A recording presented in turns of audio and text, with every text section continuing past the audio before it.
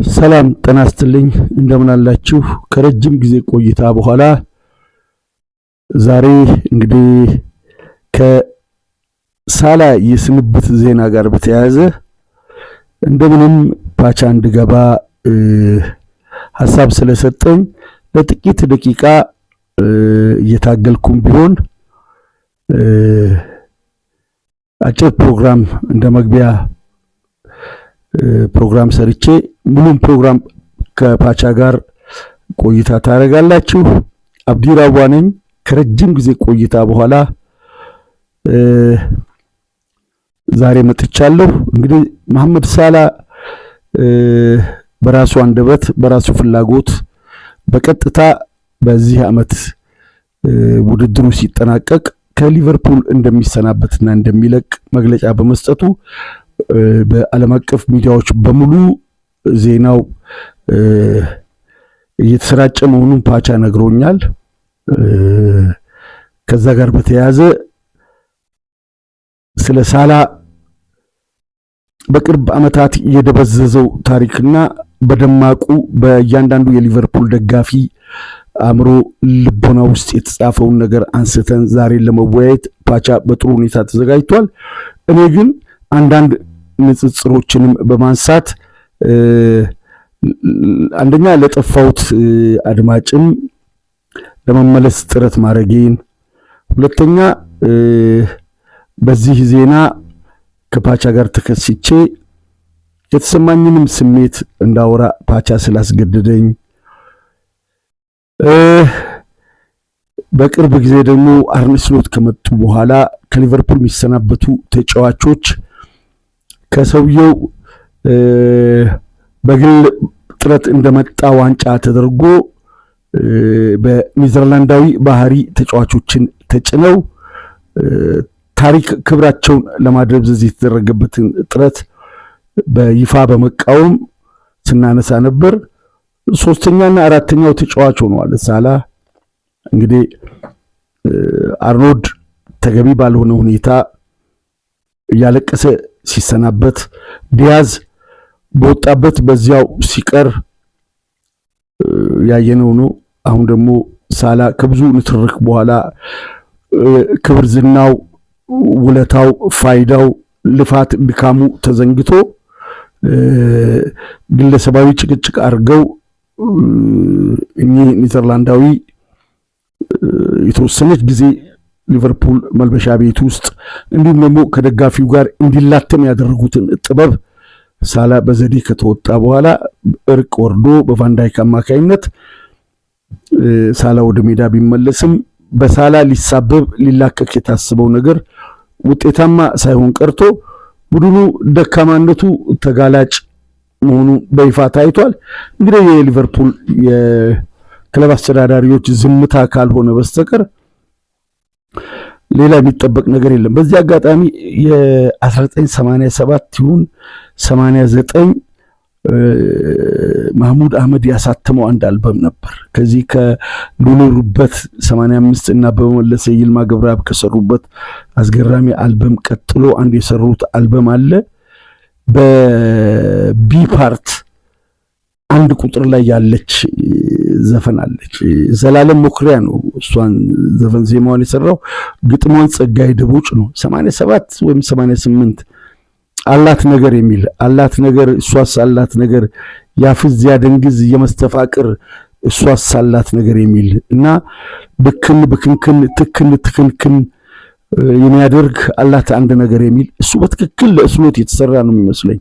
ምክንያቱም አፍዛ ደንግዝ ባይኖረው ቀዮቹ በዚህ መልክ የተጫዋቾችን ክብር፣ የመለያውን ማዕረግ፣ የመለያውን ማንነትና ምንነት በአንፊልድ ያለውን ድባብ በዛ ልክ ዝቅ ያደረገን ሰው በዚህ መልክ ለመታገስ ምንም አይነት በቂ ምክንያት ያለ አይመስልንም። ለዚህም ነው ለረጅም ሳምንታት በአንፊልድም ከአንፊልድ ውጭ የሚደረጉ ጨዋታዎችን እኔ በግሌ የማየት ፍላጎት አጥቼ ብዙ ጨዋታዎችን አላየውም። ተጫዋቾቹም የሚሸኙበትም አሁን ያሉትም የተያዙበትም መንገድ ብዙ ስለሚያበሳጭ እንደዚህ አይነት ነገሮች ደግሞ በሊቨርፑል ቤት ማስተዋል ከጀመሩ ትንሽ ቆየት ብሏል። ተጫዋቾቹም የሚሄዱበት መንገድ ጤናማ አልሆነ ያለበት ጊዜ አለ። በተለይ ቤኒቴዝ እያሉ የዣቪ አሎንሶ ከሳቸው ጋር ተጨቃጭቆ ወደ ማድሪድ ሊሄድ ያለበት መንገድ፣ ማቸራኖ ወደ ባርሴሎና የሄደበት መንገድ፣ ቶሬዝ ወደ ቼልሲ የሄደበት መንገድ፣ ከዛ በኋላ እንግዲህ ተጫዋቾች እየተያዙ ያለበት ሁኔታ ብዙ አጨቃጫቂ ነገር ነበር። በተለይ ሱዋሬዝም በተወሰነች የብር ልዩነት እንግሊዝ ውስጥ ይቆያል አይቆይም ሲባል በጄራርድ መሃል ገብቶ አረጋግቶ ይሄን ዓመት ተጫውቶ በሚቀጥለው ዓመት ወደ ባርሴሎና እንዲሄድ መደረጉ፣ እነዚህ አይነት ነገሮች ሲታዩ እዛ ከነ ትልቅ ክብሩ ከነ ወግ ማዕረጉ የነበረው ክለብ በተለይ ደግሞ ኔዘርላንዳዊው ከመጣ በኋላ በተለይ ለማስተዋል ብዙ ጊዜ በዚህ ተቃውሞ ገጥሞናል። ኔዘርላንዶቹ በማንቸስተር ዩናይትድ ቫንጋል እነ ዲማሪያን እንዴት እንደያዘ፣ በባርሴሎና ሳቪዮላን ሪኬልሜን እንዴት እንደያዘ የምናውቀው ነው። ብዙዎቹ ኔዘርላንዳውያን ተጫዋቾቻቸውን እንዴት ኩማን በባርሴሎና መጥቶ ከሜሲ ጋር ትከሻ መለካካት ፈልጎ ነበር እና ስሎትም ከሳላ ጋር ከአርኖልድ ጋር ትከሻ ተለካክቶ ነው ሳላን በማሳጣት እንደዛ አይነት ጭቅጭቅ የተፈጠረው። ነገር ግን በ9 ዓመት ውስጥ ያለምንም መዋዠቅ ያለምንም የአቋም ከፍታና ዝቅታ በአንድ ሌቭል በፕሪሚየር ሊጉ ወጥ አቋም ማለት ምሳሌ ይጠቀስ ቢባል ከሳላ በላይ ማንም ምሳሌ ሊሆን አይችልም።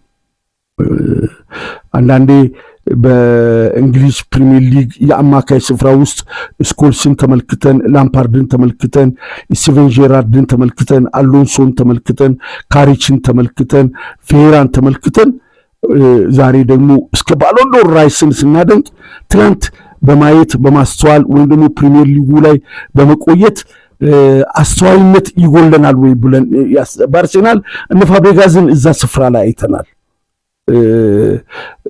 ኳስን የሚሰጡበት ወይም የሚለቁበት ወይም የሚቀበሉበት ምክንያት አለ። በእግር ኳስ ውስጥ ስለ እግሩ ስለገባም አታቀብልም፣ ስለተቀበልክም አትገፋውም። በእውቀት በጥበብ በክህሎት ሲጫወቱ የነበሩ ልጆችን በቅርብ ዓመታት አይተናል። ነገር ግን አንዳንዴ ስለ ሳላ ሳነሳ ሳላን ለማድነቅ የሊቨርፑል ደጋፊ መሆን አያስፈልግም። ስኮልስን ለማድነቅ እኛ ማንቸስተር ደጋፊ ሆነን አይደለም። በፕሪሚየር ሊግ ስኮልስን ያህል ሚድፊልድ አለ ሲባል ወይም ደግሞ የሩኒ አይነት ፍላጎት፣ የቫን ፐርሲ አይነት አጨራረስ ከክንፍ ጀምሮ የሚያመጣቸውን ኳሶች፣ የቴሪ ኤነሪ አይነት እድገት ያሳየ፣ እነዚህን ለማድነቅ የላምፓርድ አይነት ወጥ አቋም ሲሆን የምንደግፈው ክለብ ውስጥ ስለተጫወተ አይደለም። በእግር ኳስ ለሚታዩ ነገሮች ላይ መቅጠፍ አይቻልም።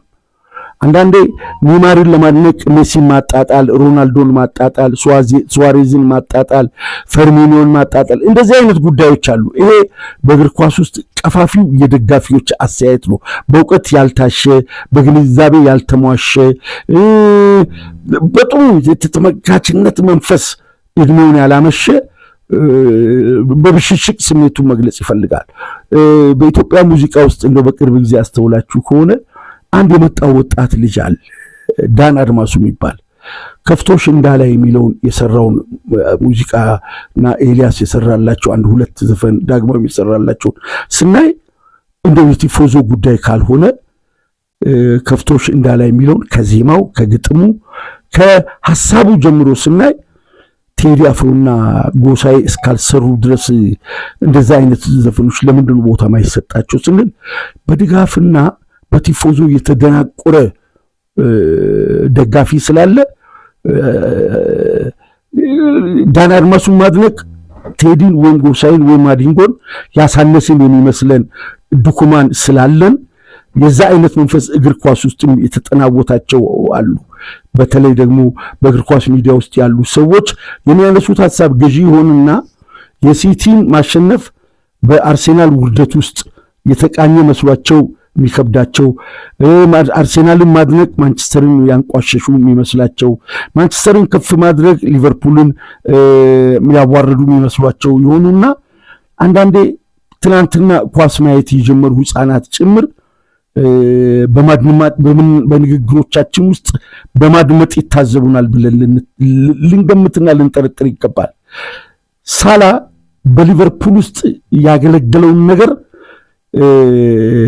ለብዙ የሌላ ክለብ ተጫዋቾች የሳላ ፐርፎርማንስ መቀነስ ወይም የሳላ ከሊቨርፑል መሰናበት በእንግሊዝ ውስጥ የሚሰጠውን ድምቀት ያህል ለተቃራኒዎችም እፎይታን የሚሰጥ አይነት ነው።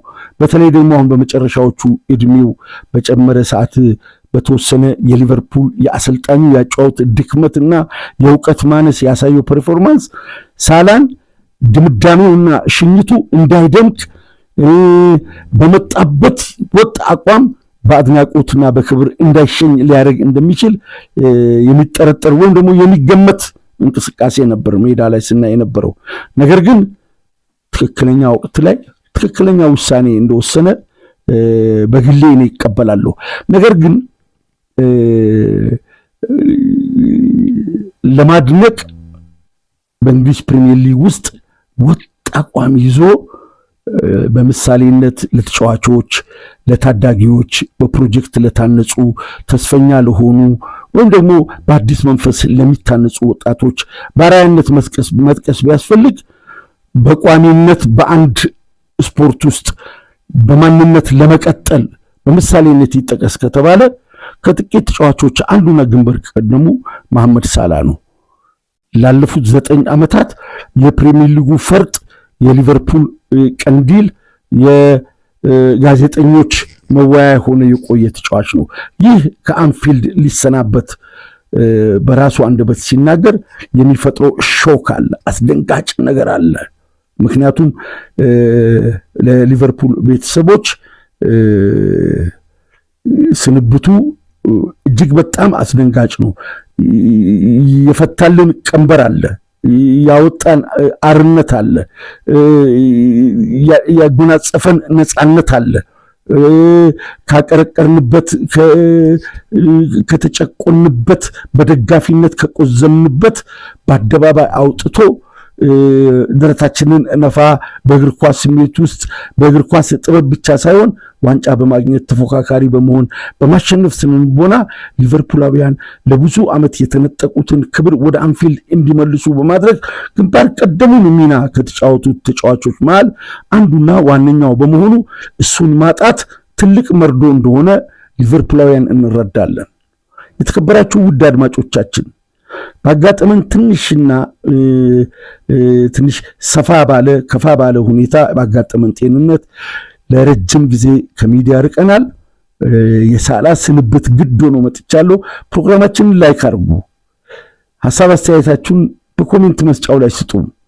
እንዲሁም ደግሞ በውጭ ሀገር የምትገኙ ውድ ወንድሞቻችን በሱፐር ቻት፣ በሱፐር ስቲከር እና በሱፐር ታንክስ የተለመደው ድጋፋችሁን እንድታደርጉ እንጠይቃለን። መሐመድ ሳላ የሀገራችንን ምንጭ በአባይ በበቀሉ አዝዕርት፣ ጥራጥሬ፣ ፍራፍሬ ራሱን አንጾ በግብፅ ክለቦች ከዛ በኋላ ደግሞ በስዊዘርላንድ ክለቦች፣ በጣሊያን ክለቦች ራሱን አንጾ ወደ እንግሊዝ መጥቶ ወደ ቼልሲ ከዛ ወደ ጣሊያን ሄዶ በስዊዘርላንድ ተዘዋውሮ መጥቶ በእንግሊዝ ፋፍቶ ዓለም አቀፍ እግር ኳስን በተለያዩ ደረጃ በሊቨርፑል ሲጎመራ የኢትዮጵያ የአባይ ውሃ ትልቅ አስተዋጽኦ እንዳለው ልንረዳ ይገባል። ፖለቲካሊ ኢትዮጵያ ከግብፅ ጋር ባላት ተቀናቃኝነት ወይም ደግሞ የረጅም ጊዜ ባላንጣነት ወይም ደግሞ ዘላቂ በሆነ ብሔራዊ ጠላትነት ሲፈረጅ አንድን ግብፃዊ በዚህ መልክ ከፍ አድርጎ ማድነቅ ፖለቲካሊ ተገቢ እንዳልሆነ ይሰማናል። ነገር ግን በዓለም አቀፍ ቋንቋና በዓለም አቀፍ የመግባቢያ ዶክመንት እንበል ወይስ ሰነድ እግር ኳሳዊ በሆነ ቋንቋ ግን እንግሊዛውያን አርጀንቲናዊውን የቦኖስ አይረስ ተወላጅ ኦክስፎርድ ጠርተው የክብር ዶክተሬት ሰጥተዋል። ዲያጎ አርማንዶ ማራዶና በፎክላንድ ደሴት ብዙ ደም መፋሰስ ያደረጉ ለረጅም ጊዜ የተዋጉ የአርጀንቲናና የእንግሊዝ ህዝቦችን በጠላትነት ሲፈርጅ የነበረ ደሴት ከዛ በኋላ የአምላክ የመለኮታዊ እጅ ብሎ ባስቆጠራት አስገራሚ ግብ እንዲሁም ደግሞ የፕላኔቷ የዓለም ዋንጫ ምርጥ ግብ ተብላ ከመሃል ሜዳ ወስዶ ፒተር ሽልተን ላይ ባስቆጠራት ግብ እንግሊዛውያን በቁጭት ቢገነገኑ በጦርነት ደም የተቃቡ ቢሆንም ነገር ግን እግር ኳስ ጉልበት አለው፣ እግር ኳስ ጥበብ አለው፣ እግር ኳስ በውስጡ የማገናኘት አቅም አለውና እንግሊዛውያን ለመማሪያም ለማስተማሪያም እንግዲህ ለአንድነትም ለወዳጅነትም ጥበብ ለመቅሰምም በኩርፊያ በውስጥ ባለ ፖለቲካዊና ማህበራዊ ቀውሶች በእግር ኳስ ውስጥ ዘላቂ ቂም፣ ፖለቲካዊ ቁርሾና ፖለቲካዊ ሴራ አብሮ እግር ኳስ ውስጥ አይተላለፍም። መለያ በመቀያየር ፍልስጤም እስራኤላውያን፣ አሜሪካና ኢራናውያን በተለያየ ጊዜ በዓለም ዋንጫም በአህጉራዊ ዋንጫም ተገናኝተው መለያቸውን ይቀያየሩ እግር ኳሳዊ ውድድሮችን ያደርጋሉ። ሰሜን ኮሪያና ደቡብ ኮሪያም በዚህ የሚታወቁ ናቸው። ስለዚህ ግብፃዊውን ሳላን ስናደንቅ በአንፊልድ በለበሰው የቀዩ መለያ እንጂ በግብፃዊ ማንነቱ ብቻ ሳይሆን በእግር ኳሳዊ ጥበቡና ለአንፊልድ ባበረከተው ችሎታው ነው። በተለይ በሻምፒየንስ ሊግ በራሞስ ተወርቶ የወጣለት መላው ሊቨርፑላውያን በጋራ ያነቡ ከጉዳቱ ጋር አብረው ህመሙ ተሰምቷቸው አብረው ያቃሰቱ ከዛ በኋላ እንግዲህ በአንዱ ሻምፒየንስ ሊግ ፍጻሜ ዋንጫ አግኝቶ በሚቀጥለው ፍጻሜ ደግሞ እጅግ ከፍተኛ ብልጫ ወስዶ በኮርቷ ብርታት በቪኒሲየስ ጁኒየር አንድ ግብ ሊቨርፑል በተሸነፈበት በተከታታይ ለረጅም ጊዜ ሻምፒየንስ ሊግ ፍጻሜ ደርሶ አንዱን ግን ዋንጫ በማስገኘት ታሪክ የሰራ 2 የእንግሊዝ ፕሪሚየር ሊግን ያመጣ 9 ትላልቅ ዋንጫዎችን በአንፊልድ የዋንጫ መደርደሪያ ላይ ያስቀመጠ ምርጥ ሊቨርፑላዊ ነው። የሳላ ከሊቨርፑል መሄድ ትዝታ ጥሎ ብቻ ሳይሆን ቦታው ላይ ለሚመጣው ተጫዋች እጅግ ትልቅ ቀንበር፣ ትልቅ ሸህም፣ ትልቅ አደራና እጅግ በጣም ከባድ ኃላፊነትን ጥሎ እንደሚሄድ ከወዲሁ የሚገመት ነው የሚሆነው። እንግዲህ ከፊት ለፊት በየርገን ክሎፕ ሲመራ የነበረው የሶስቱ አደገኛ ተጫዋቾች ጥምረት ሶስተኛና የመጨረሻ የቀረው ሳላ በአመቱ መጨረሻ ይሄዳል። ፈርሚኒዮና ማኔ ተሰናብተዋል። ያ በፕሬሲንግ የታወቀው፣ ያ በካውንተር የታወቀው፣ ያ በመጫንና ተቃራኒን በማስጨነቅ ለሶስት የተለያዩ አይነት ወራዎችን በማድረግ ፕሪሚየር ሊጉን ሲያደምቁ የነበሩት ሊቨርፑላውያን የመጨረሻው ተጫዋች መሐመድ ሳላ በዚህ ዓመት መጨረሻ ይሰናበታል። ሊቨርፑላውያን ለረጅም ዓመት በደስታ ፈንጠዚያ ኦልትራፎርድ ላይ ሃትሪክ በመስራት ትላልቅ ተቀናቃኞችን በአደባባይ በመርታት ድልና ውጤት ሲያጎናጽፈን የነበረው መሐመድ ሳላ ከሊቨርፑል ሲሄድ በልባችን ውስጥ ተራራ ያህል ስፍራ ገንብቶ ሐውልት ሰርቶ ቢሆንም ሐዘናችን መሪር ነው። በቀኝ በኩል የአርኖልድ መሄድ የሳላ ሲደገም የሊቨርፑል አስገራሚው የቀኝ ክንፍ ሁለቱም ተነባብሮ ተደራርቦ እንደተሰበረ ስሜቱን ለሚያውቅ የሊቨርፑል ደጋፊ ትልቅ ስብራትና ውልቃት ነው። መሐመድ ሳላ በቀሪው ዕድሜ በእግር ኳሱ ብቻ ሳይሆን ቀሪው ዕድሜ መልካም እንዲገጥመው እንመኛለን። በሊቨርፑል ውስጥ ለሰጠው ነገር ሁሉ ቀና ላደረገን፣ ዋንጫ ላጎናጸፈን፣ ክብር ማዕረግ ላሳየን፣ እንደ ሌሎች ደጋፊዎች በርካታ ምሽቶችን በፈንጠዚያ እንድናመሽ ላደረገን ሁሉ ትልቅ ክብርና ምስጋና አለን። በደስታ አብረን አንብተናል። በማንቸስተር ሲቲ ላይ ያስቆጠራትን አይነት ግብ ለረጅም ሳምንታት ስናወድስ ደጋግመን ስናይ ትልቅ ትዝታ፣ የረጅም ጊዜ ስሜት ፈጥሮ ያለፈ ተጫዋች ነው መሐመድ ሳላ። ለሰጠን ሁሉ ከልብ እናመሰግናለን። ዜናውን ፓቻ እንደነገረኝ በውስጤ የምጠብቀው ካቻምና ከክሎፕ ጋር በተፈጠረ ችግር ጊዜ መሰናበት አለበት ብዬ እኔ በግሌ ገምት ነበር። በተለይ ከስሎት ጋር ጭቅጭቁ በተፈጠረ ጊዜ ያ ጉዳይ ሳይፈጠር ነበር መሰናበት። በመጨረሻ ሰዓት ክብር የሚነኩ ጭቅጭቆች፣ ከዛ በኋላ ያሉ ዝውውሮች ከፊት ለፊት ያሉትን ጉዳዮች ሁሉ እያድበሰብሱ ታሪክን እያጎደፉ በመሆኑ ተጫዋቾች በመጨረሻ ሰዓት ከክለብ አመራርና ከሚመጡ አሰልጣኞች ጋር የሚገቡበት እሰጥ ገባ ታሪካቸውን ያጠፋልና ያ ነገር ባይከሰት እመኝ ነበር። ነገር ግን በቀዩ መለያ እጅግ በጣም ትልቅ ሐሴት፣ ፍስሐ፣ ደስታና ወርቃማ ጊዜን እንድናሳልፍ አድርጎናልና በሊቨርፑል ደጋፊዎች ስም፣ በራሴም ስም፣ በቤተሰብም ስም የተሰማኝን ጥልቅ ሐዘንና የሰጠንን ደስታ እያወደስኩኝ ከዚህ በኋላ አስገራሚውን ስታቲስቲክስ ፓቻ ከእናንተ ጋር ቆይቶ ስለ መሐመድ ሳላህ ጥቂት ያወጋቸዋል። ጤንነቴ ሲመለስ የምመለስበትና ብዙ ከእናንተ ጋር የምጫወታቸው ጠንካራ ሐሳቦች አሉ። አላህ ጤና ይስጠን።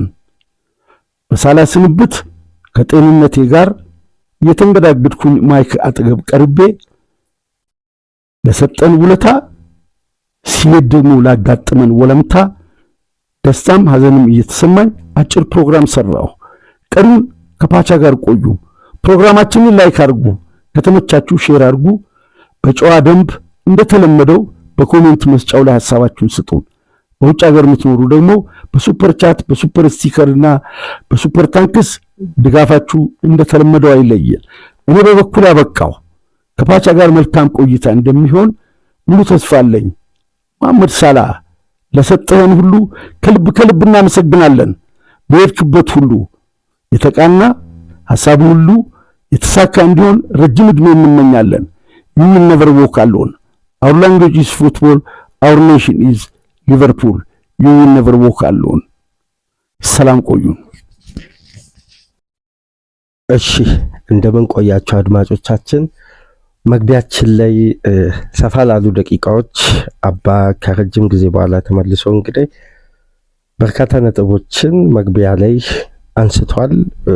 እኛ ደግሞ ትኩረት የምናደርገው የመሐመድ ሳላህ ሪከርድ፣ መሐመድ ሳላህ ወደ ሊቨርፑል ቤት የመጣበትን አጋጣሚ የ2017-18 የውድድር ዓመት ከመጣ በኋላ በመጀመሪያ የውድድር ዓመት የገጠመው ፈተናና የአብዛኛው የእግር ኳስ ቤተሰብ በተለይ የሚዲያ ተንታኞች ግምትን በተቃራኒው በማድረግ የአንድ የውድድር ዓመት ተጫዋች ሲባል የነበረው ሳላህ የፕሪሚየር ሊጉ የኮንሲስታንሲ ማሳያ የወጥነት መለኪያ ሆኖ በፕሪሚየር ሊጉ የክለቡም የሊጉም ሌጀንድ በመሆን ነው እንግዲህ የሊቨርፑል ቤት የ9 ዓመት ቆይታው በእንዲህ መልኩ ሊጠናቀቅ እንግዲህ ከጫፍ የደረሰው በጁን 30 መሐመድ ሳላህ በይፋ ሊቨርፑልን የሚለቅ ይሆናል። በዚህ የውድድር ዓመት መጨረሻ ክለቡን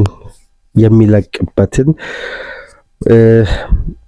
ሂደት እንግዲህ ቀደም ብሎ በውድድር ዓመቱ ማብቂያ አካባቢ ሲቃረብ ነው እንግዲህ ትናንት ምሽት ሳላህ በይፋዊ ሶሻል ሚዲያው ቀርቦ በዓመቱ መጨረሻ እንግዲህ ያቺ ቀን በድጋሚ መመለሷን ነው መሐመድ ሳላህና ሊቨርፑል የሚለያዩበት ከባዱ ጊዜ እንግዲህ ትናንት ምሽት ይፋ ተደርጓል። መሐመድ ሳላህ ከፊት ለፊቱ ያሉትን ጨዋታዎች አድርጎ በዓመቱ መጨረሻ እንግዲህ የሊቨርፑል ቤት ኮንትራቱ ተቋርጦ በሽያጭ ሳይሆን በነፃ ነው ክለቡ የሚለቀው። የ1 ዓመት ኮንትራት እያለው ግን በጋራ ስምምነት ኮንትራቱ ፈርሶ ነው እንግዲህ ተጫዋቹ ያለምንም ሽያጭ ለተጫዋቹም ክብር ለክለቡም አንዳንድ መመዘኛዎችን ከግምት ውስጥ በማስገባት የክለቡን ሌጀንድ በሽያጭ መልክ መሸጥ ከባድ በክለቡ ካልቸር ውስጥ ያልተለመደ ስለሆነ እንደነዚህ አይነት ክብሮችን ለመጠበቅ መሐመድ ሳላህ እንግዲህ ያለው ኮንትራት ፈርሶ ከሊቨርፑል ቤት በነፃ በዓመቱ መጨረሻ የሚለቅ ይሆናል። አስደናቂ የፕሪሚየር ሊግ ሌጀንድ የሊቨርፑል ብቻ ሳይሆን የሊጉ በፕሪሚየር ሊግ ከተመለከትናቸው ትላልቅ ሌጀንዶች ውስጥ አንደኛው የሆነው መሐመድ ሳላህ በሊቨርፑል ቤት በወጥነት ላለፉት 8 የውድድር ዓመት በአንድ አይነት ብቃትና አስተማማኝ አገልግሎት በመስጠት በክለቡ ታሪካዊ ተጫዋች ሆነበትን በፕሪሚየር ሊጉ ትላልቅ ታሪክና ሪከርዶችን በመሰባበር ሊቨርፑልን ለ9 ትላልቅ ዋንጫዎች ማብቃት የቻለ በተለይ ከየትኛውም አጋጣሚ በላይ የማይረሳው የዚህ ተጫዋች የተጠናቀቀው የውድድር ዓመት በአሰልጣኝ አርነ ስሎት የመጀመሪያ የውድድር ዓመት ሊቨርፑል 20ኛ የፕሪሚየር ሊግ ዋንጫ ሲያሳካ የመሐመድ ሳላህ ሚናን አብዛኛው የእግር ኳስ ቤተሰብ የሚያስታውሰው ነው። 54 የግብ ተሳትፎ በማድረግ አስደናቂ ሲዝን ማሳለፉ ይታወሳል። ከረጅም ጊዜያት በአስደናቂ ወርልድ ክላስ ብቃትና ፍጹም ተአምረኛ በሆኑ የተጫዋቹ አካላዊ ዝግጁነት፣ አእምሯዊ ጥንካሬ፣ የትልቅ ጨዋታም የውድድር ዓመቱ ሙሉ የሊቨርፑል የኮንሲስታንሲ ማሳያው ነው። በሊቨርፑል ቤት እንግዲህ ለ435 ጨዋታዎች በቀዮቹ ቤት በቀዮቹ ማሊያ 435 ጨዋታ በማድረግ 255 ግቦችን አስቆጥሮ 119 ግብ የሆኑ ኳሶችን አመቻችቶ በማቀበል በ435 ጨዋታ መሐመድ ሳላህ 374 የግብ ተሳትፎ በማድረግ እስካሁን ድረስ ባለው በፕሪሚየር ሊግ፣ በሻምፒየንስ ሊግ፣ በኤፍኤ ካፕ ቀሪ ጨዋታዎች አሉት። ነገር ግን እስካሁን ድረስ ባለው የተጫዋቹ መልቀቅ እስከተረጋገጠበት መግለጫ እስከሰጠበት ሰዓት ድረስ ያለው የመሐመድ ሳላህ እስታት ይህን ይመስላል። አስደናቂ ሪከርድና ኮንሲስታንሲ ከፈረመበት የውድድር ዓመት እስከ ትናንት ምሽት ድረስ መሐመድ ሳላህ የሊቨርፑል አንዱ አይከን በመሆን ለተከታታይ የውድድር ዓመት በቦታው ላይ አስተማማኝ ሚና በመስጠት በየዓመቱ ሊቨርፑል ለሚያሳካውም ድል ለሚያደርገውም ትላልቅ ስኬቶች የራሱን ትልቅ አሻራና አስተዋጽኦ በማበርከት በፕሪሚየር ሊጉ ምናልባት የምንጊዜውም ምርጡ የቀኝ ዊንግ ተጫዋች የሆነ ብቸኛ በአታኪንግ ሰርድ ላይ የሚገኝ አስተማማኝ የክንፍ ተጫዋች ሆኖ ለቀዮቹ እንግዲህ ላለፉት 9 ዓመት ይሄን የውድድር ዓመት ጨምሮ በአስተማማኝ ኮንሲስታንሲ ሲያበረክት የነበረው መሐመድ ሳላህ እንግዲህ ትናንት ምሽት ይፋ አድርጓል ክለቡን በዚህ ዓመት መጨረሻ እንደሚለቅ። ልክ እንደ አሰልጣኝ የርገን ክሎፕ ለሊቨርፑል ኃላፊዎች ስራቸውን ለማቅለልና ቅድመ ዝግጅት ይሄ ሁለተኛ ዙር እየተገነባ የመጣውን አዲሱን ቡድን በበለጠ የሳላህ ኳሊቲ የሳላህ ስታንዳርድን በምን አይነት መልኩ እንተካ የሚለው የቤት ስራ ለትላልቅ ኃላፊዎች ትልቅ ፈተና እንዳይሆን ቀደም ብሎ እንግዲህ ጉዳዮች ሁሉ ይፋ ሆነዋል። ሊቨርፑልም ቀደም ብሎ ቅድመ ዝግጅቶች ማድረግ መጀመሩን ከዚህ በፊት በትራንስፌር አፕዴቶች ስናደርሳችሁ ነበር። ከ2017-18 አንስቶ ሊቨርፑል ላስቆጠራቸው ግቦች በሁሉም ውድድር የመሐመድ ሳላህ ተሳትፎ 37 በመቶ ነበር።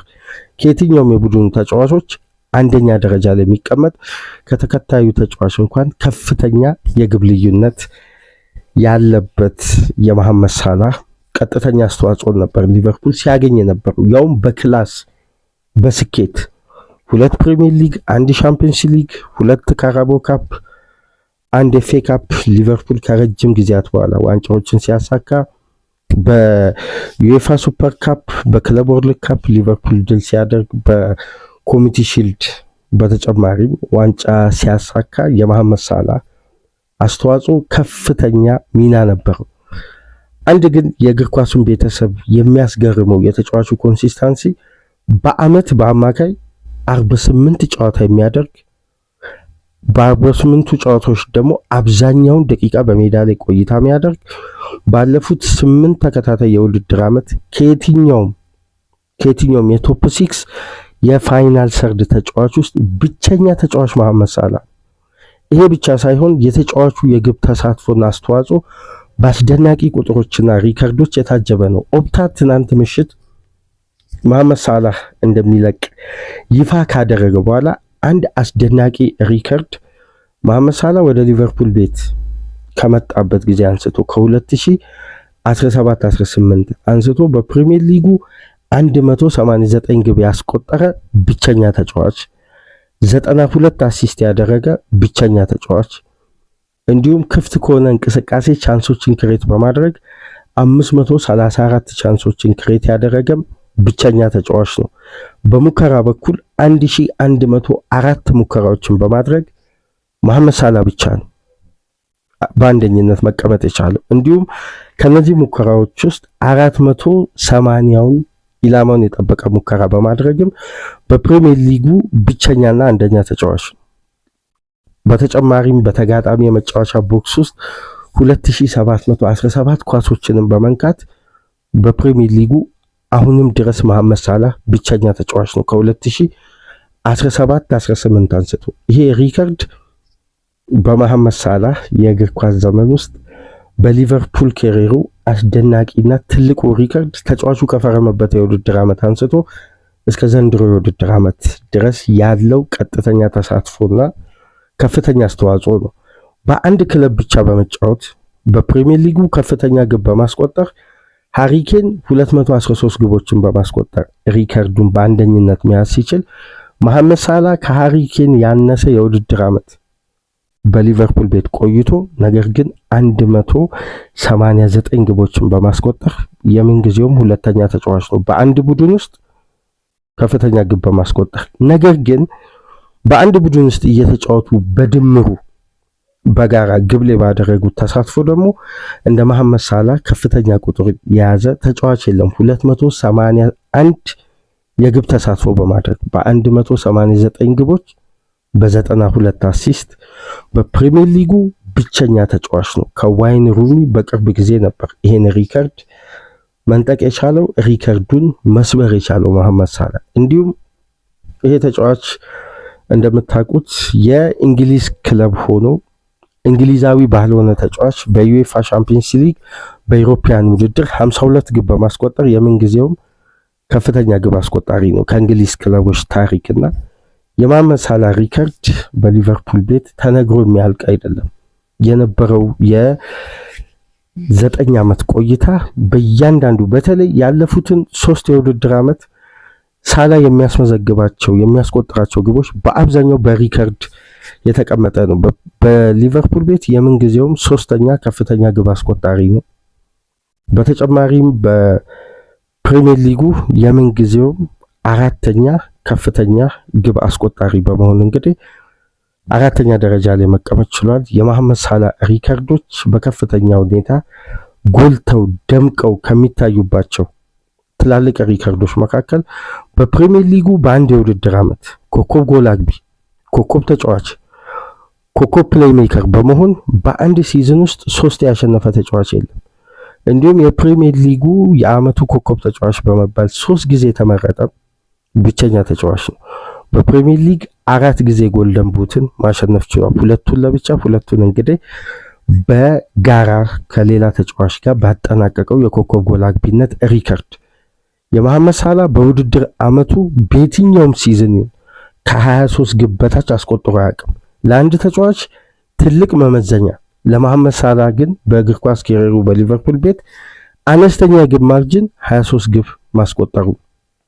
ይህ ተጫዋች በአንድ የውድድር ዓመት እንደምታስታውሱት 44 ግብን ማስቆጠር የቻለበትም የውድድር ዓመት ከመሐመድ ሳላህ ትላልቅ አጋጣሚዎች ውስጥ የማይረሳ ነው። የዚህ ተጫዋች አስደናቂ የሊቨርፑል ቤት ቆይታ እንግዲህ በስተመጨረሻም መቋጫ ሊያገኝ ከየትኛውም ጊዜ በላይ ተቃርቦ ትናንት ምሽት እንግዲህ በይፋ ተጫዋቹ ሚዲያ ላይ በመውጣት በአመቱ መጨረሻ ይህን ክለብ እንደሚለቅ፣ ይሄ ክለብ ለሱ ያለው ትርጉም በሱ ዘንድ ያለውን ቦታ በከፍተኛ ሁኔታ በመግለጽ እንግዲህ መሐመድ ሳላህ በአመቱ መጨረሻ ጊዜው አሁን መሆኑን ተከትሎ ክለቡን ለመልቀቅ መወሰኑን ይፋ አድርጓል። ነገር ግን እንደ ቡድን ሊቨርፑል ከዚህ ተጫዋች ጋር ያሳካቸው ስኬቶች ብቻ አይደለም፣ በውጤታማነት ውጤቶችን በማስመዝገብ ራሱ በተለየ ሁኔታ ሊቨርፑል የሊጉን ያለፉትን ዓመታት ዶሚኔት በማድረግ ከየርገን ክሎፕ ጋር አንገት ለአንገት ተናንቀው ከፍተኛ ፉክክር ሲያደርጉ የነበሩት የፔፕ ጋርዲዮላ ማንቸስተር ሲቲ ሊቨርፑል መሐመድ ሳላህ ከፈረመበት ጊዜ አንስቶ በፕሪሚየር ሊግ ከማንቸስተር ሲቲ በመቀጠል ከፍተኛ ነጥብ ያገኘ ቡድን ነው። በዚህ መሰረት እንግዲህ ሁለቱም ቡድኖች 335 ጨዋታዎችን አድርገው ሲቲ 770 ሊቨርፑል 714 ነጥቦችን በማሳካት ይሄ በመሐመድ ሳላህ የሊቨርፑል ቤት ቆይታ እንግዲህ ትልቁ የፕሪሚየር ሊግ ሪከርዶች ውስጥ የሚገለጽ ነው። እንዲሁም ከመሐመድ ሳላህ የሊቨርፑል ቤት ሪከርዶች ውስጥ በትልቁ ወይም በፕሪሚየር ሊጉ ጋር ተያይዞ በከፍተኛ ሁኔታ ከተመዘገቡ ሪከርዶች መካከል በአንድ የውድድር ዓመት በተለይ በፕሪሚየር ሊጉ በ38 ጨዋታ በግብ ላይ ቀጥተኛ ተሳትፎ በማድረግ በአንድ የውድድር ዓመት እንደ መሐመድ ሳላህ ከፍተኛ የግብ ተሳትፎ ያደረገ በፕሪሚየር ሊጉ ታሪክ 47 የግብ ተሳትፎ ያደረገ በፕሪሚየር ሊጉ ታሪክ ብቸኛ ተጫዋች ነው። ለአንድ ቡድን ብቻ በመጫወት በፕሪሚየር ሊጉ ከፍተኛ የግብ ተሳትፎ በማድረግ መሐመድ ሳላህ በ277 ግቦች አንደኛ ደረጃ ላይ መቀመጥ ችሏል። ከፍተኛ ግብ በማስቆጠር እንግሊዛዊ ካልሆኑ ተጫዋቾች ውጪ ከሌላ ሀገር ከሌላ አህጉር ከመጡ ተጫዋቾች የምንጊዜውም የፕሪሚየር ሊጉ የአፍሪካዊም እንዲሁም የሌላ ዜግነት ተጫዋቾች ውስጥ በታሪክ አንደኛ ነው፣ ከፍተኛ ግብን በማስቆጠር ግብ ላይም ተሳትፎ በማድረግ። በዚህ መሰረት እንግዲህ ተጫዋቹ በአንድ ስቴዲየም ብቻ ከፍተኛ የግብ ተሳትፎ በማድረግም በዋይን ሩኒ ተይዞ የነበረውን የ151 የግብ ተሳትፎና የቴሪ ሄነሪ 151 ላይ ይዘውት የነበረውን ሪከርድ እንግዲህ መሐመድ ሳላህ በመስበር 152 ግቦች ላይ ተሳትፎ በማድረግ በፕሪሚየር ሊጉ ታሪክ ብቸኛ ተጫዋች መሆን ችሏል። የተጫዋቹ ሪከርዶች በከፍተኛ ሁኔታ ትላልቅ ሰፊ ሪከርዶች አሉ፣ በአንድ ፕሮግራም ብቻ የማይገለጽ። ይሄ ደግሞ ከኮንሲስታንሲ ከብቃት ከአስተማማኝነት ጋር በውድድር ዓመቱ ሳላህ በአማካይ 48 ጨዋታ የሚያደርግ አስደናቂ ወርልድ ክላስ ተጫዋች ነውና በአንድ የውድድር ዓመት በርካታ የወሩ ኮከብ ተጫዋች በመባልም በፕሪሚየር ሊጉ ታሪክ ብቸኛ ተጫዋች ነው። 7 ጊዜ የወሩ ኮከብ ተጫዋች በመባል ይህን ደግሞ እንደምታስታውሱት በ2017-18 የውድድር ዓመት በፈረመበት የውድድር ዓመት የነበረው ያኔ የፕሪሚየር ሊጉ ተንታኞች የሚዲያ ባለሙያዎች የአንድ የውድድር ዓመት ተጫዋች ነው በማለት ሳላህን ሲያጥላሉ ለነበሩ እንግዲህ ላለፉትን 8 ዓመት በአስተማማኝ መልኩ ለነሱ ምላሽ ሰጥቶ ለክለቡም ስኬትም ትልቁ ሚና እየተወጣ በስተመጨረሻም እንግዲህ የሁለቱ ትስስር በስተመጨረሻም ሊያበቃ የተወሰኑ ወራት ብቻ ነው ከፊት ለፊቱ የሚቀረው። በተጨማሪም እንግዲህ በውድድር ዓመቱ ለ6 ተከታታይ የውድድር ዓመት በ10 ግብና በ10 አሲስት ከዛ በላይ የግብ ተሳትፎ በማድረግ ብቸኛ ተጫዋች ነው። በተጨማሪም በፍጥነት 100 ግብ ላይ በመድረስ በ151 ጨዋታ 100 ግብ በማስቆጠር በፕሪሚየር ሊጉ ፈጣኑ የ100 ግብ ተጫዋች ነው። ይህንንም በታሪክ እንግዲህ ፕሪሚየር ሊግ ካስቀመጣቸው ትላልቅ የመሐመድ ሳላህ ሪከርዶች መካከል የሚጠቀስ ነው። ለ8 ተከታታይ የውድድር ዓመት ከ20 በላይ ግብ ያስቆጠረ በፕሪሚየር ሊጉ ብቸኛ ተጫዋች ነው።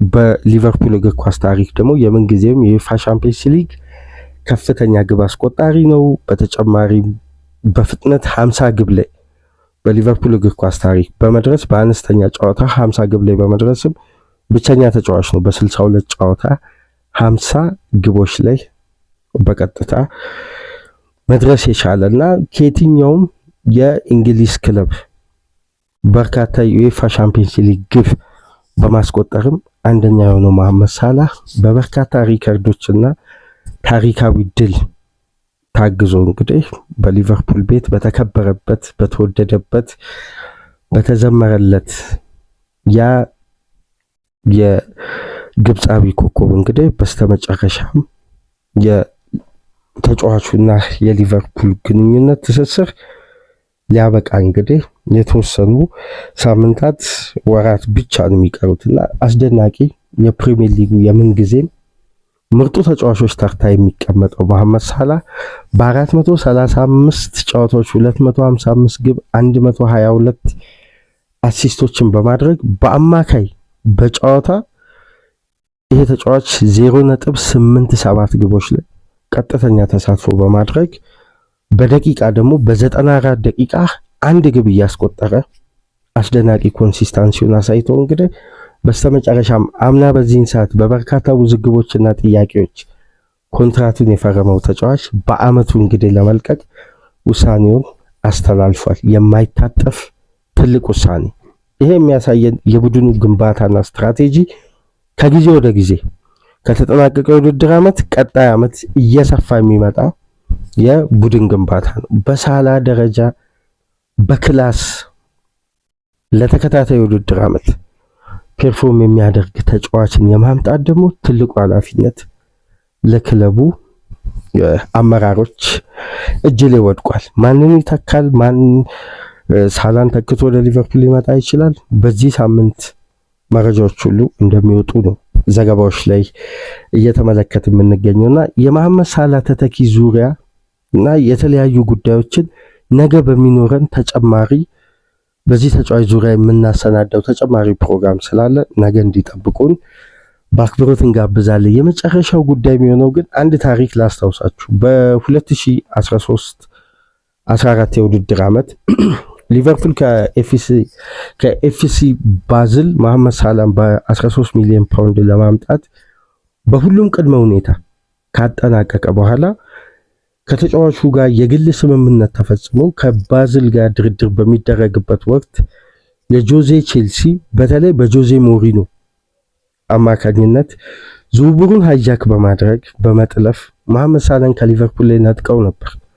በወቅቱ ደግሞ የሊቨርፑል ኃላፊዎች የመጀመሪያ የስፖርቲንግ ዳይሬክተርነት የሥራ ዘመኑን የጀመረው ማይክል ኤድዋርድ በሊቨርፑል ቤት በሱ ውሳኔና በሱ ተጽዕኖ ሳላ ለመምጣት ወደ ሊቨርፑል ቤት ይቃረብ እንጂ ብሬንዳን ሮጀርስ ደስተኛ አልነበር በመሐመድ ሳላ መፈረም።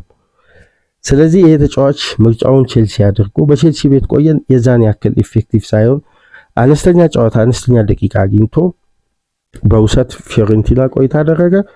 ከዛም በኋላ ዝውውሩን በቋሚነት ወደ ሮማ አጠናቀቀ። በ2015-16 ብሬንዳን ሮጀርስን ሊቨርፑል ሲያሰናብት አሰልጣኝ የርገን ክሎፕን አምጥተው የመጨረሻ የሲዝኑን ማጠናቀቂያ ጨዋታዎችን ካደረጉ በኋላ በ2016-17 ሊቨርፑልን መልሶ ግንባታ 1.0 የመጀመሪያ ቮሊዩም ለ10 ዓመት የሚቆይ የቡድን ግንባታ ሲጀምሩ የአሰልጣኝ የርገን ክሎፕ የመጀመሪያ ዙር ትራንዚሽን በደጋፊዎች ተቀባይነት ማግኘትና የሚታይ የሊቨርፑልን አይደንቲቲ በሜዳ ውስጥ እንቅስቃሴ ማሳየት ነው። በዛ ዓመት እንግዲህ 4 ተጫዋቾችን በማምጣት ከሎሬስ ካሬስን ጨምሮ እነ ማቲፕን፣ ዋይናልደምን፣ ማኔን፣ ክላቫንን በማምጣት እንግዲህ የርገን ክሎፕ ሲዝናቸውን ጀመሩ። ጥሩ ደረጃ ይዘው ወደ ሻምፒዮንስ ሊግ እግር ኳስ ሊቨርፑልን መልሰው አጠናቀቁ። በቀጣዩ ዓመት የሊቨርፑል አሁን ወደ ድል ጉዞ የሚሸጋገርበት ዓመት ስለሆነ ትላልቅ ተጫዋቾች እንዲፈርሙ አሰልጣኙም ይፈልጉ ነበር። በዛ የውድድር ዓመት እንግዲህ አንድ አወዛጋቢ ጉዳይ ይፈጠራል። መች መሰላችሁ? በ2016-17 የውድድር ዓመት ውስጥ እያሉ ኖቬምበር 26 የርገን ክሎፕ ለሊቨርፑል ኃላፊዎች አንድ ስም ዝርዝር የዋናው ስፖርቲንግ ዳይሬክተር ማይክል ኤድዋርድ ጠረጴዛ ላይ ያስቀምጣሉ። ያ ስም ዝርዝር ማሪዮ ጎትዘን፣ ጁሊያን ብራንደንትን፣ ማርኮ ሪዮስን፣ ጁሊያን ድራክስለርን፣ ኢንሲኝን፣ ማሮን ሃምሲክን በርካታ ተጫዋቾችን ይዘዋል።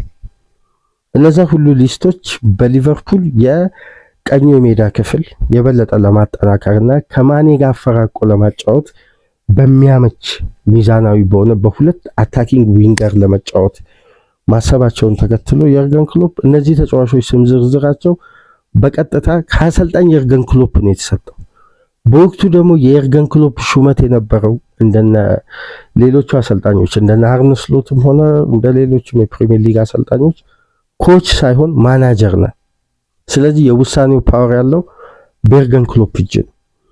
ነገር ግን በቀና መንገድና በተጠና ሁኔታ ስትራክቸሩን ጠብቆ ሚዛኑን ጠብቆ ወደ ከፍታ ለመምጣት በከፍተኛ ጥናትና ስልታዊ በሆነ የዝውውር ሂደት የቡድን ግንባታ ስትራቴጂውን የጀመረው የሊቨርፑል ቤት በፌንዌይ ስፖርት ግሩፕ ውስጥ የዚህ የዘመናዊ እግር ኳስ ሰፊው አልጎሪዝም የተጫዋቾችን ፐርፎርማንስ የሚለኩበት የአንድ ተጫዋች አስተማማኝነትን ለረጅም ጊዜ የሚከታተሉበት ይሄ የቪዲዮ አናላይዝ የሚያደርጉበት አልጎሪዝምም በመሐመድ ሳላ ፊርማ በነገራችን ላይ ውጤታማ መሆኑ በሊቨርፑል ቤት ዘላቂ የሆነ የባክሩም ስታፉ የምልመላ ሂደት የበለጠ እንዲሰፋ የተደረገበት ውሳኔ ነው።